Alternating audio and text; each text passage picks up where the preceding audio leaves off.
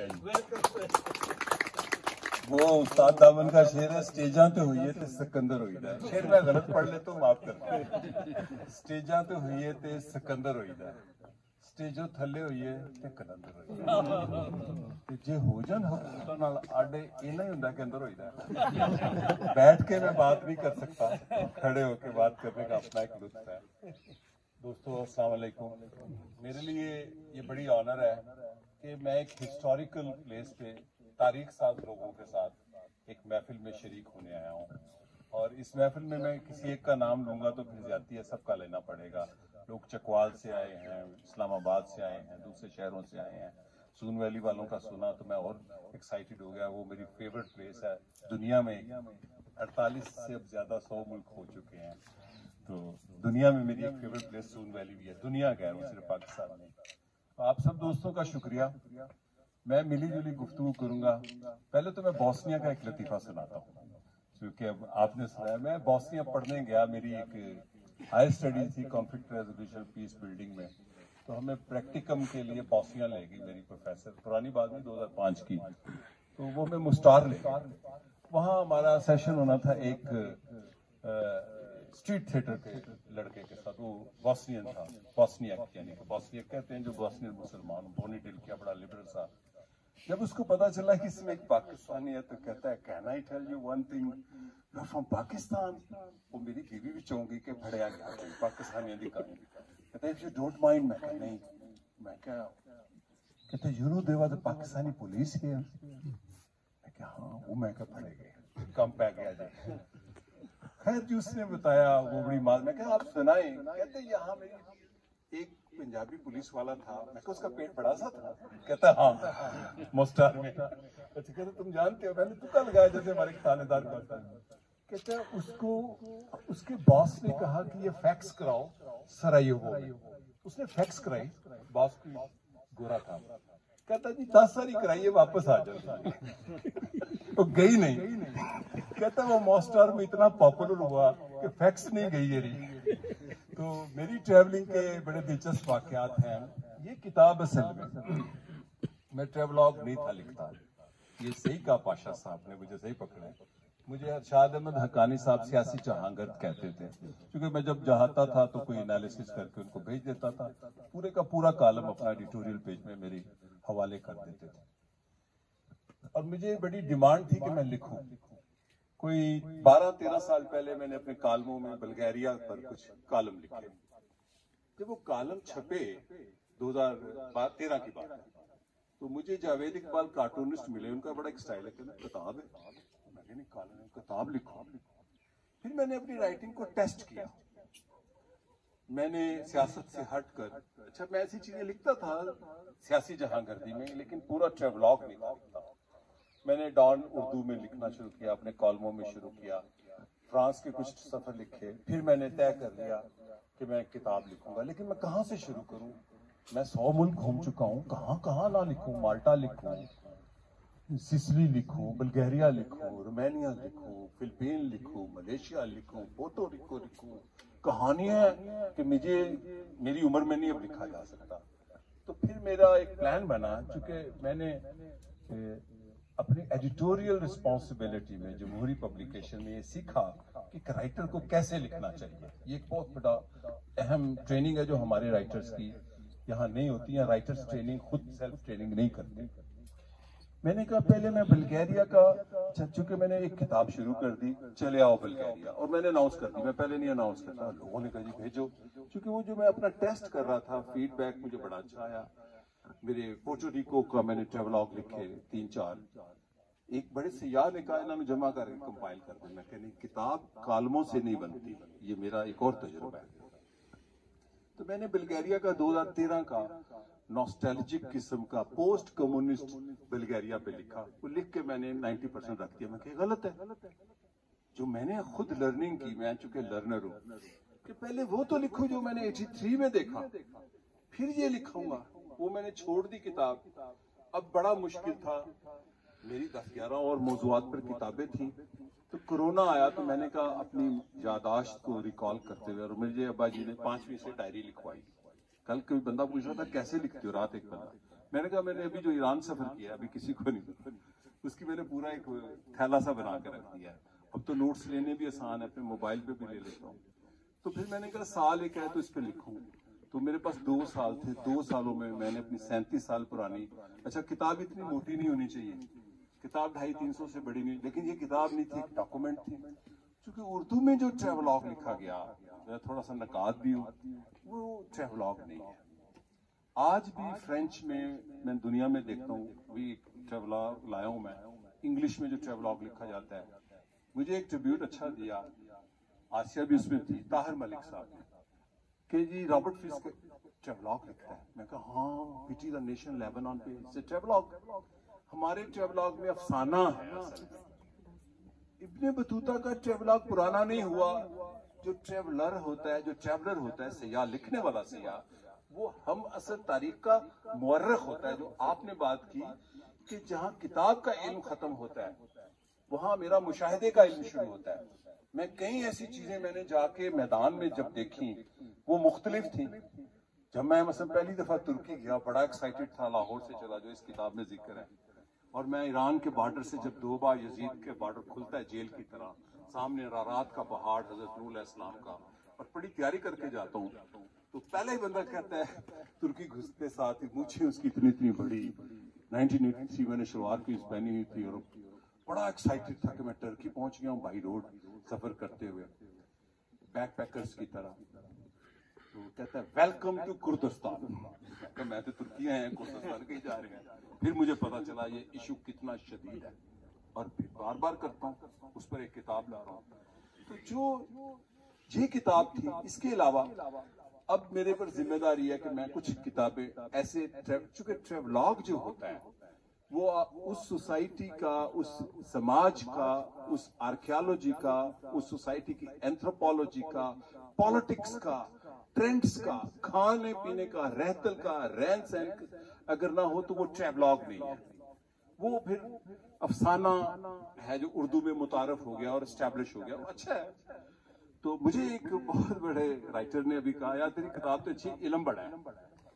मैंने कहा इन्हों अगली बारी कट देंगे सारा ये उसका ट्रिब्यूट था। मैं हैरान हुआ। खैर, तो मैंने जो सफर किए, मतलब मैं अभी यहाँ टेक्सला के लोग बैठे हैं, नदीम उमर साहब का शुक्रिया कि उन्होंने आज तकरीब रखी, जो पाल के तहत मेरे लिए बड़ी ऑनर है। रियाज कियानी साहब इसके मेजबान हैं, और संगी भी इसकी मेजबान है। मिर्जा साहब, ये पहली तकरीब है कि संगी इसमें मेजबान है। ये मेरे लिए ऑनर है कि मैं स्पेशली फिनलैंड गया 2017 में। और किस लिए गया, मेरी किस्मत, मैंने अपने दोस्त को कहता है की करना है, मैं आस्को परपोला को मिलने आया हूँ। अच्छा, मेरा वैसे बेसिक जो शोबा है वो पॉलिटिकल साइंस है, लेकिन हिस्ट्री आर्कियोलॉजी है मेरा एक शौक है। आस्को परपोला वो है जो इंडस की जबान को डीकोड 60 साल करता रहा लेकिन नाकाम हुआ है। तो वो कहता है मैं नहीं डीकोड, दुनिया की सारी जबानें डीकोड हो गई हैं, इजिप्शियन, यूनानी, सुमेरियन, लेकिन ये नहीं हुई। आस्को परपोला से मैंने 15 मिनट मांगे, उसने मुझे 2 घंटे दिए, और वो 2 घंटे कैफे में मिला मुझे, टी हाउस में। मैंने उससे सवाल करता था, वो जवाब देता था, मैं सवाल करता था। उसने कहा 4 मछलियों का ये मतलब, 2 मछलियों का ये मतलब, मछली यूं, चूंकि साइंस पर है, मछली का बड़ा है उसमें, अगर आप इंडस की अभी भी देखें दीवारों पे जो लिखा है। फिर उसने दूसरे दिन फोन किया मेरे दोस्त को कि फरूख को मेरे घर भी बुला लो। मेरे लिए बड़ी बात थी कि गोरा घर बुलाता है, तो उसने मुझे घर बुलाया, और नीचे खड़ा था आस्को परपोला, हयात है अभी। सो कहते हैं आज मेरी बीवी का कैंसर डायग्नोज हुआ है, लेकिन आपको तो मैंने चाय पे बुलाया था। उसका घर जैसे कियानी साहब ने डोनेट किया है, तो उसका घर सारा किताबों से लदा था, सारा कमरे। 4 घंटे उसने दिए। उसने कहा ये कमरा पाकिस्तान की उन गुमशुदा जबानों पर है जो 2012 में बर्लिन में उन गुमशुदा, जिनका हमारे स्कॉलर्स को भी नहीं पता, मैं तो स्कॉलर ही नहीं, मैं तो लर्नर हूँ, तो ये उसके वॉल्यूम है, हाथ टाइप हुई किताबें थी बड़ी बड़ी। तो जिन चीजों का हमें नहीं पता, दुनिया उस पर रिसर्च कर रही है। ये नदीम उमर साहब की मेहरबानी कि इन्होंने अपनी तारीख को रीडिस्कवर करने का प्लान किया है। मैं ये तकरीब लाहौर भी कर सकते हैं, हम इस्लामाबाद में तकरीबात के सेंटर खुले हुए हैं, क्योंकि मैं ये समझता हूँ कि जैसे मिर्जा साहब एक बात कर रहे थे, मेरी प्रोफेसर अमेरिका में हुई पीस स्टडी की पॉला ग्रीन थी, उसने कहा था नेटवर्किंग बड़ा है हमें। मैंने कहा ये तो मैं करता हूँ, लोगों को, अच्छे लोगों को मिलाना। हर कोई तारीफ करा रहा है कोई, मैंने कहा ये किताब तो पढ़नी पड़ेगी। जब उन्होंने कहा जी मैंने कबाइल पर किताब लिखी है, फिर आपने जिक्र किया मेरी ये किताब है, और मेरे कहीं जो इंटरेस्ट हैं, तो अच्छे लोगों का मिलना जरूरी है। जो नदीम उमर साहब, अयाज कियानी साहब, उनकी टीम चौपाल के प्लेटफॉर्म से कर रही है। इसीलिए मैंने अपने ट्रेवलिंग की कहानियों को ऐसी जगह शेयर करना चाहा, क्योंकि टेक्सला मेरा मौजू बन रहा है, मैं मौजू बनाता हूँ। अगली सियाहत में, मेरे मुताले में, लिखने में टेक्सला आप देखेंगे कि टेक्सला डिस्कवर करना शुरू कर दूंगा। जैसे नदीम उमर साहब मुझे ले गए, अब हमने अम्बी सुना हुआ था, राजा अम्बी, टेक्सला का, हम पोरस वाले दरियाओं पार जेलम दे। इन्होंने मुझे वो खंडर दिखाया कि यहाँ सिकंदर 3 महीने यहाँ रहा, सिकंदर मखदूमी। तो मेरी जो सियाहत की दिलचस्पी है, असल में तलाश की दिलचस्पी है, तहकीक की दिलचस्पी है। मैं आपको चंद एक वाकया सुनाता हूँ। अभी मेरी बीवी ने कहा, तुर्की में मेरा लाला मूसा है, दो महीने में ट्रेवलिंग के लिए रखा है लाला मूसा। वहाँ मैंने घर लिया 10 साल पहले कि यहाँ से हम दुनिया देखा करेंगे। 2 महीने में बचपन से निकल जाता था। फर्स्ट ईयर से मैंने ये ट्रैवलिंग शुरू कर दी थी, उससे पहले बल्कि। तो मैंने कहा अब तुम तो जा नहीं सकती, तो तुर्की में मैंने जाना है, तो हम शानलीउर्फा जा रहे हैं। तो वो मैंने कहा मैं वहां से 92 में वापस आया था। अच्छा, उसको कभी खंडर है? मैं कहा यस, उसको पता है ये ऐसी चीजों पे जाता है। उसका शौक है समुद्रों में नहाना, ऐसी अच्छी जगह। वो लबनानी है, उसका अपनी सेहत का शौक है, लेकिन वो मेरे शौक को बर्दाश्त करती है। मैं कहा हाँ। कहती क्या है वहां? मैंने कहा ये चीजें हैं, तो ये मेरे नोट्स हैं। खैर हम चले गए। मेरी किस्मत अच्छी कि मैं कभी ऐसी सहूलतें नहीं लेता, किसी को कहूँ मैं आ रहा हूँ मेरे लिए गाड़ी दो। लेकिन वो इलाका जरा सेंसिटिव था, कुर्दों का इलाका है और बहुत ज्यादा सेंसिटिव था। तो मैंने अपनी एक सियासी दानिश्वर दोस्त को कहा कि मैं उधर जा रहा हूँ। तो वो पार्टी की लीडर हैं, राइटर हैं, बहुत बड़ी तुर्की की। तो उन्होंने एक नौजवान को मुझे रिसीव करने के लिए भेजा, गाड़ी आई। वो मेरी किस्मत अच्छी, वो अरबी था। अब पाकिस्तानियों को ये नहीं अक्सर पता कि तुर्की में अरबी कितने हैं, और ये वो अरबी है जो नबीतियंस हैं, बल्कि वो कबाइल हैं जो हजरत मोहम्मद सल्लल्लाहु अलैहि वसल्लम जिस कबाइल से थे। तुर्क तो अब आए ना वहाँ, अरब तो वहाँ हजारों साल से रहते हैं उस खित्ते से खसूसन। और इतना बड़ा रकबा है कि जब मेरी बेगम रीमा ने पूछा कि तो लबनान से बड़ा है। खैर अब वो अरबी बोले, मैं जो तर्जम मिल गया। मैंने कहा मैंने गोपैकली तप्पे जाना है, बाकी सारे गोपैकली तप्पे ने। मैं 92 में गया तो वो डिस्कवर हो रहा था, उसको डिगिंग हो रही थी। तो मैंने कहा मैंने देखना है, अभी तो खुला ही नहीं है, तुम यहाँ पहुंच गए हो। कहते ये भी डिगिंग हो रही है। गोबैकली तप्पे ने सारी एंथ्रोपोलॉजी की, आर्कियोलॉजी की, इंसानी तारीख के सारी थीरीज को रद्द कर दिया कि 10,000 साल पहले इंसान बर्फ से निकला। ये एक तयशुदा असूल है साइंटिफिक, जिसमें मेरा भी यकीन था।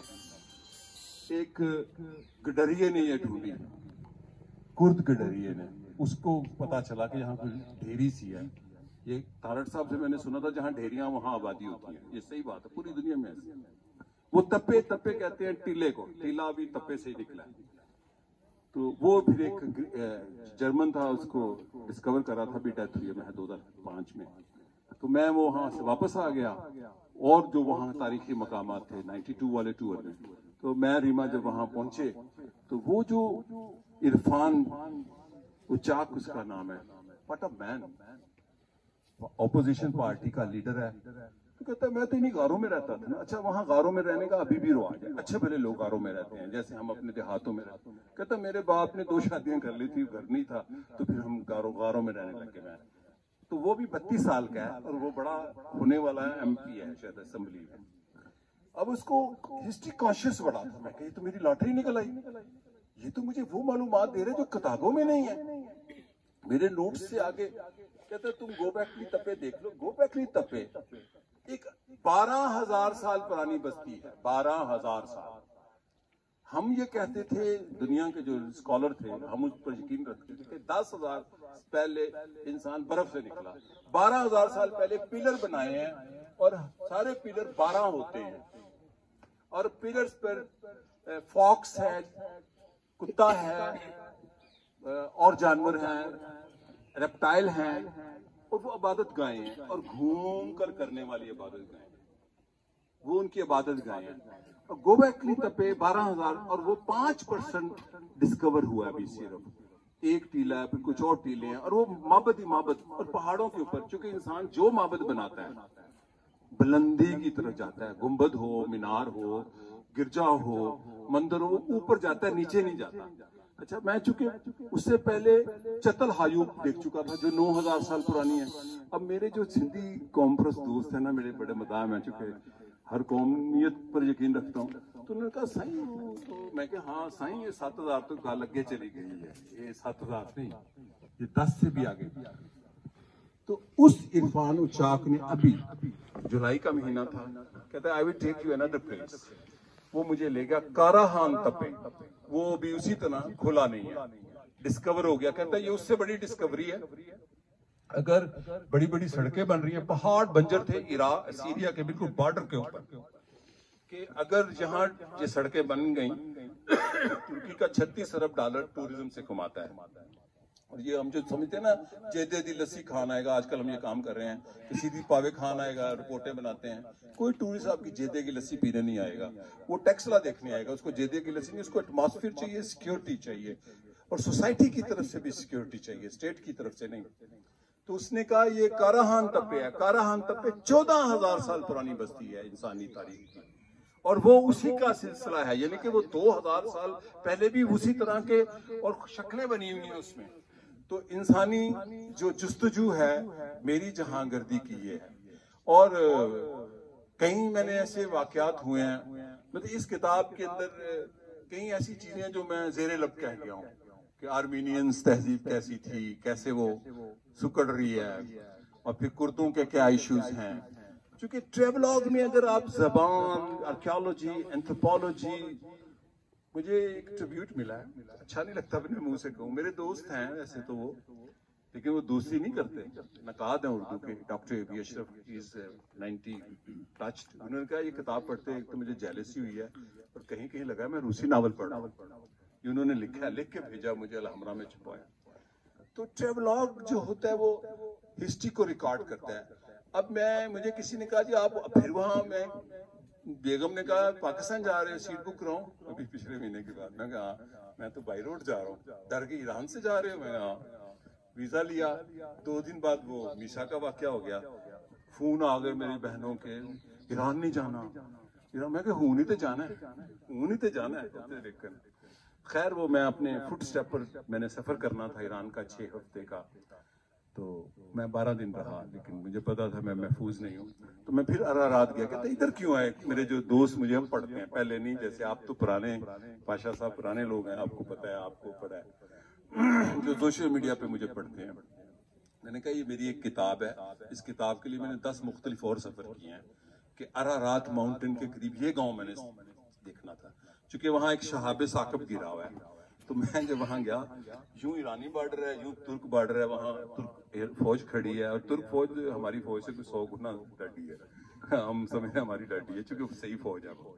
तो मैंने खैर इजाजत ली, शहाब साकब देखा, वो हजरत नूह अलैहिस्सलाम का पहाड़ है, दूसरी तरफ आर्मीनिया है। और उसका जिक्र किया है कि इस किताब में कि जब कोल्ड वार थी तो उन्होंने तुर्कों ने लेटर लिखा फॉरेन ऑफिस में सोवियत यूनियन को कि आपने आर्मेनियन रिपब्लिक का जो झंडा है और उसका जो लोगो है उसमें अरारात माउंटेन क्यों दिया? ये तो तुर्की का है, क्योंकि डिस्प्यूट है ना, वो यूं बिल्कुल पहाड़ सारा तुर्की में है, लेकिन वो उनका मजहबी पहाड़ है। आर्मेनियन दुनिया की पहली मसीही रियासत थी, आज भी मसीहत बड़ी मजबूत है। तो तुर्क फॉरेन मिनिस्ट्री ने उनको लिखा, आर्मेनियन ने उनको लिखा कि ये जो चांद तारा है ये तो पूरी दुनिया का तुम्हारे झंडे में क्यों है? तो ऐसी चीजें फिर मैंने अपने सफरनामे में लिखी।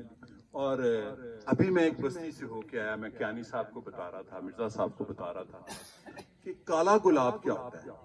अब मैं एक फूल देखने गया था, और वो बस्ती जैसे मंगला डैम में देखने गया, डूबा क्यानी साहब को, वो हल्फते, अब बड़ी कौम है ना, खुशहाल कौम है, हमसे महज़ब रियासत है। हल्फते डूबने वाला था तो उन्होंने पहले एक नया हल्फते बना दिया कि फरात ने ऊपर आ जाना है तो ये बस्ती डूब जाएगी। वो सारी बस्ती डूब गई। उसकी मस्जिद का मीनार है, वो बड़ा खूबसूरत लगता है। तो दरिया फरात फैल गया पीछे डैम होने की वजह से।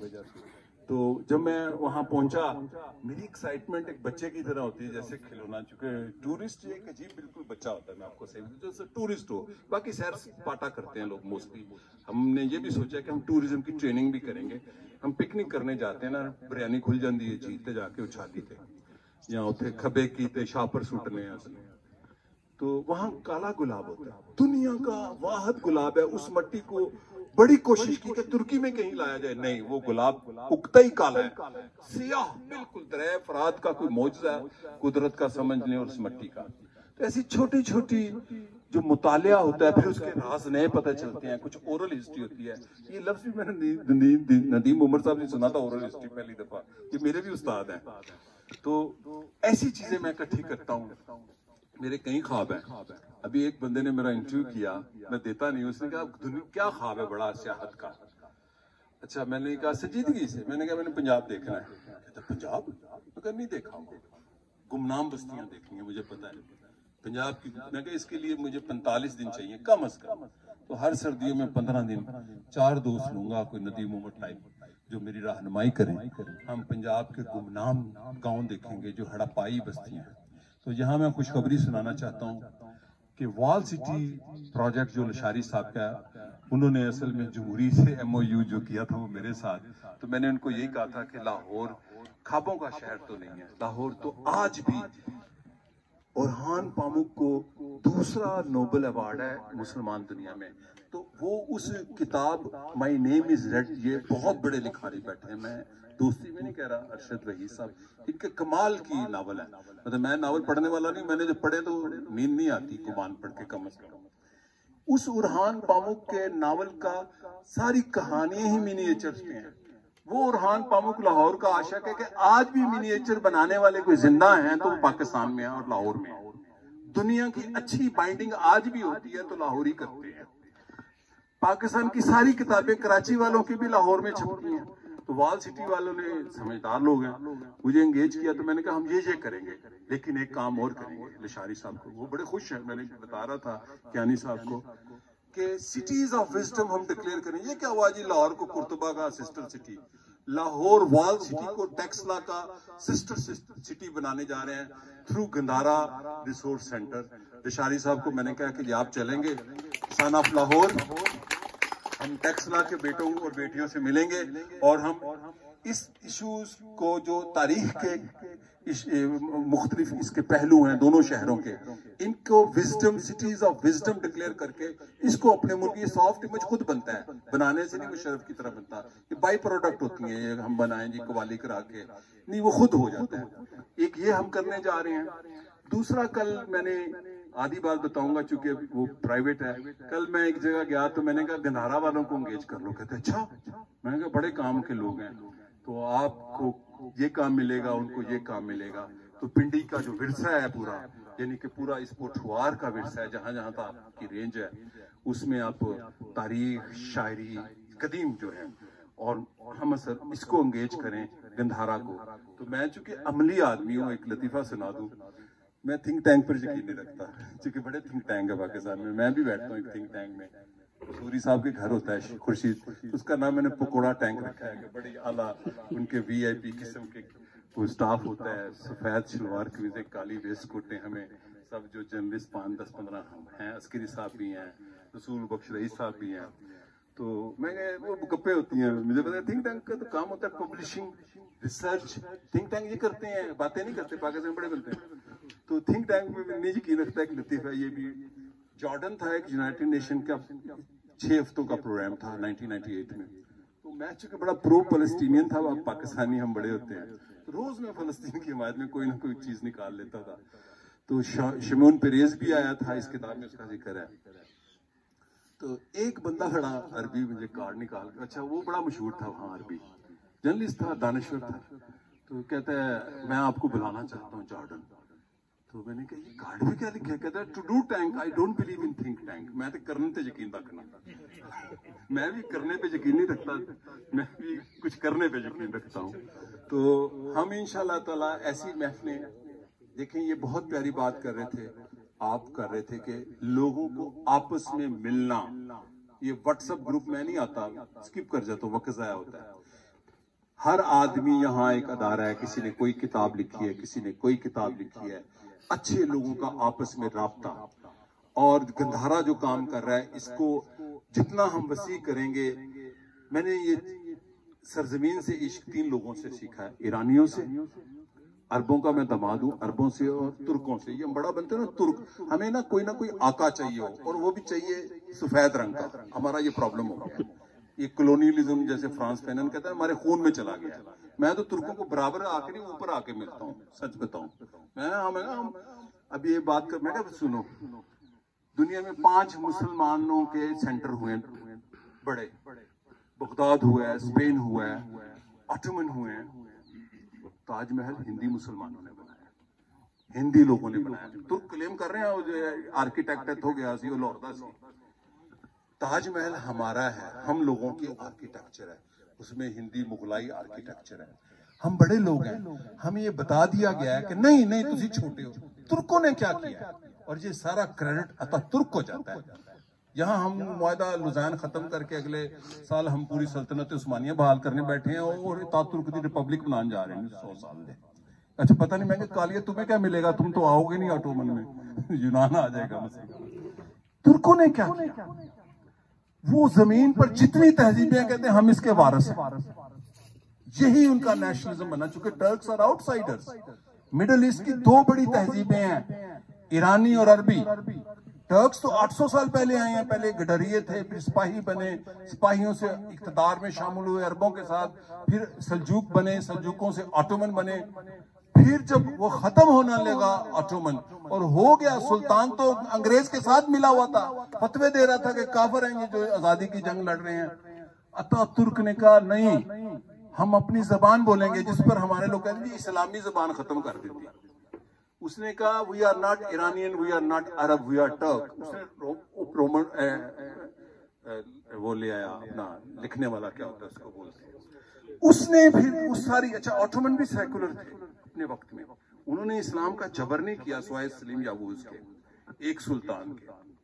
उन्होंने इसीलिए तो ऑटोमन एम्पायर कामयाब रही, उन्होंने जबर नहीं किया, अपने वक्त में सेकुलर थे। अगर आप मेरे से ऑटोमन को सुने तो वो तो कैसरे रूम कहलाते थे। सुल्तान मोहम्मद फातेह कहता था मैं हूं आज के बाद कैसरे रूम, आप जाके नेट खोले, वो कहते कैसरे रूम सुल्तान मोहम्मद फातेह, कि मैं इस सल्तनत में जितने ईसाई, यहूदी, फ्रांसिस्कन, क्रिश्चियन रहते हैं, मैं अब उनका बादशाह हूं। उनके तकरीबन सारे ऑटोमन सुल्तानों ने अपने आप को कैसरे रूम कहलवाया। तो तुर्कों से मैंने खास ये सीखा, चूंकि टर्की मेरा एक एरिया ऑफ इंटरेस्ट है, इसको कंसोलिडेट मॉडर्न टर्की ने आके किया कि जहां पर जितनी तहजीबें हम उसके वारिस हैं। वो टूरिज्म करते हुए सिर्फ मस्जिद नहीं दिखाते, वो टूरिज्म करते हुए गोबैकली तप्पे भी दिखाते हैं, वो टूरिज्म करते हुए वो गिरजा भी दिखाते हैं।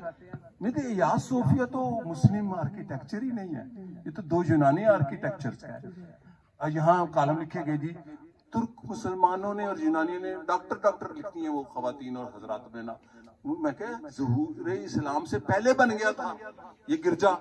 उतना बड़ा गुंबद सुल्तान मोहम्मद फातेह ने कहा बनाओ, नहीं बना। हम चीजों को ऑन करना जिस दिन सीख गए, और नबी पाक सल्लल्लाहु अलैहि वसल्लम ने किया।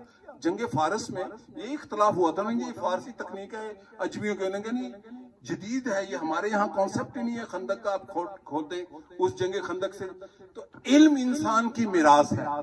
तो जहांगीर जैसे आसिया ने कहा, मेरी जहांगीर जैसे पाशा साहब ने कहा, और शाद हकानी साहब ने असल में ये लक़ब मुझे अता किया था सियासी जहांगीर, लेकिन मैंने सियासी खत्म कर दिया है, क्योंकि जैसे नदीम उमर साहब ने कहा सियासत पर पोलराइजेशन, और मैं हूँ तो मैं ये कह भी जाऊं कि सियासत में अगर पोलराइजेशन नजरियात पर हो तो बड़ी शानदार है। हमारी तो पोलराइजेशन भी नजरियात पर नहीं है, शख्सियात पर है, और ऐसी शख्सियात पर है जो सियासी नहीं है, तकरीबन सारी शहजादे शहजादियां हैं। तो इसलिए ये चौपाल को क्रेडिट जाता है कि ऐसे समाज में जो बिखर रहा है उसके अंदर तारीख तहजीब की बुनियाद पर लोगों को इकट्ठा करना और हम इसके बारे से अच्छा एक बात मैं जरा जुमला बोलता हूँ, हम जी मुमलकत खुदादाद 14 ऊंची पहाड़ में, अगर 14 इस्लाम से पहले भी थे, अल्लाह ने बुद्धिस्ट को भी दिए हुए थे, हमने तो बेड़ागर कर दिया झीलों का। मुझे उसी मलक कासिम साहब आए हैं खुसूसन कलर कहार से, इन्होंने वीडियो दिखाई, सयाह आए हुए हैं, गड्डियां चला रहे हैं कलरकारी वाले दिन, अच्छा पता कुछ भी नहीं। So this is very important कि टूरिज्म क्या है, जो चौपाल कर रहा है ये वो तारीखी शऊर दे रहा है, तहजीबी शऊर दे रहा है कि हम अजीम लोग हैं, हमारी टैक्सला हमारी विरासत। मेरे परदादा थे ना अम्बीदा के बादशाह, मैं उन्हीं नस्ल से हूँ, मैं तो बाहर से नहीं हूँ, मैं तो तुर्क नहीं हूँ कि मैं बाहर से आया हूँ, मैं तो यहीं से मुसलमान हुआ था। किसी सूफी बाबा जी ने मेरे परदादा पिदरचंद को मुसलमान किया था, राजपूत को। तो ये जो चौपाल कर रहा है कियानी साहब ने जैसे ये काम किया है, ये वो काम है जो वली करते हैं, जो कौमों के मोहसिन करते हैं, और कौमें बम्बों से नहीं बनती, शऊर से बनती हैं, और तारीखी तहजीबी समाजी शऊर से बनती हैं। मेरी जहांगीरदी भी इंसानी अलूम को मुशाहदा करने, पढ़ने, समझने और शेयर करने पर होती है। शुक्रिया जी। अभी बहुत शुक्रिया क्वेंजी साहब, अब सवाल जवाब का सिलसिला शुरू होगा। उसके साथ साथ अगेन अनाउंसमेंट देखते हुए किताबें जब आप ये महफिल इख्तिताम को पहुंचेगी, अच्छा ये किताबें बड़े रियात में हैं, वैसी कीमतें कम है। वो मेरे दफ्तर की बच्ची कहती है, कितनी कहती है, ये 1000 रुपए की है, दूसरी 500 रुपए की है, 2 किताबें, एक 300 रुपए की है। वाह वाह वाह। ये मैंने डॉक्टर बशर से सीखा है किताब बेचना, वो किसी को मुफ्त नहीं देते और बेचते भी। Very nice. अच्छा, इसी पैराए में मैं भी एक ज़िमरन ये बात अर्ज करना चाहता हूँ कि यहाँ पर गंधारा रिसोर्स सेंटर का मेंबर एप्लीकेशन फॉर्म पड़ा हुआ है, ठीक है।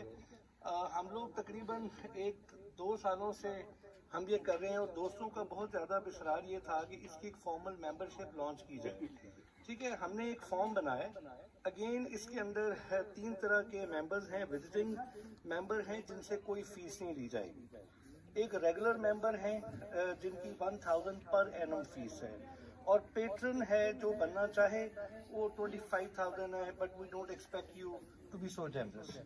अच्छा, और मैं क्विकली बता दूं कि रेगुलर मेंबरशिप जी सर, वो तो बिस्मिल्लाह, वो तो हमारे वैसे ही पैटर्न है। जी जी जरूर sir, you are most welcome to patronise us. Just on a lighter note I said that. अच्छा, अब मैं ये कहना चाह रहा था कि इसके जो प्रिविलेजेस है ना, वो मैं आपको थोड़ा सा बता दूं, और प्लस हमने इसकी इंटरनेशनल मेंबरशिप भी रखी है, क्योंकि हमारे बहुत सारे जो गंधारा रिसोर्स सेंटर का जो ग्रुप है उसके ऊपर तकरीबन 2-2.5 हज़ार से ऊपर लोग हैं कि जो ग्रुप के मेंबर्स हैं, एंड दे आर एक्चुअली उनमें से कुछ 60% ओवरसीज हैं। अब उनकी बहुत ख्वाहिश होती है कि जी इसकी कोई वर्चुअली हम पार्टिसिपेट कर सकें, तो हम once we get some formal member तो हम कोशिश करेंगे कि ट्राइपॉड रख के तो हम इसको जो है ना इसकी वर्चुअल ट्रांसमिशन भी करें। अभी इसमें जो रेगुलर मेंबर्स बनेंगे उनको सिर्फ ये कि इनविटेशंस और चौपाल की participation with family, so you are most welcome to bring your family.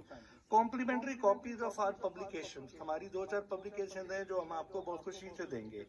इसी तरह जो अगर आप में से जो हमारे रेगुलर मेंबर हैं कोई भी गाइडेड टूर करना चाहे तो will give you as a token of our appreciation for you being the member, ठीक है। और इसी तरह से हम will be offering virtual guided tours as well. अब मैं समझता हूँ कि जो वर्चुअल टूरिज्म है it is now gaining study grounds. तो बहुत सारे ऐसे लोग हैं वो overseas in India elsewhere who can't cross the border, but they would really appreciate looking at the textile heritage. तो हमने सोचा कि why not to give this to, plus ये कि हमारी एक डिजिटल लाइब्रेरी भी हमने एक बनाई है। So there is a whole lot of literature that we have put online, और जो भी हमारे मेंबर उसको एक्सेस करना चाहेंगे they will write to us, will give them a password and they will access the digital library and archive. और इसके अलावा जो ट्रेनिंग वर्कशॉप होंगी उस पर भी डिस्काउंट मिलेंगे, सोवेनियर्स हमारे हैं उन पर भी हम डिस्काउंट देंगे, and so on so fourth. So this is it. बहुत बहुत शुक्रिया। Who wants to ask the first question?